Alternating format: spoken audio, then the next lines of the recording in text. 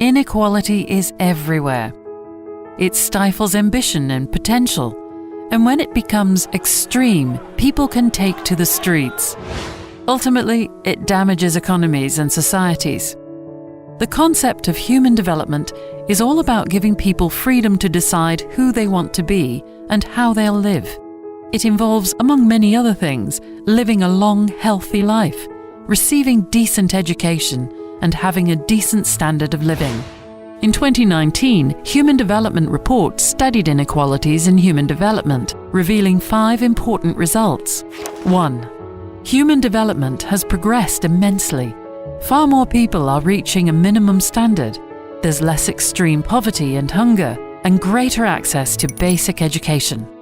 But progress still needs to be made. 2. Inequality is changing.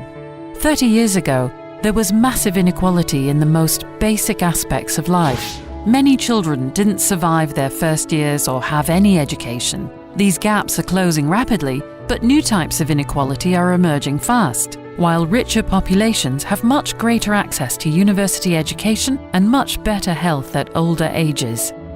3. Inequalities start before birth and can widen immensely by the time kids are in school. From then on, these inequalities can grow across lifetimes, driven by deep imbalances in political and economic power. This is evident, for example, in the relative positions of women and men in some countries. 4. We need new ways to measure new inequalities. Dollars and rupees won't always help us understand inequalities in health and education. We must go beyond averages to see the full picture. 5. We must act now to overcome inequalities and design policies that work for every age group.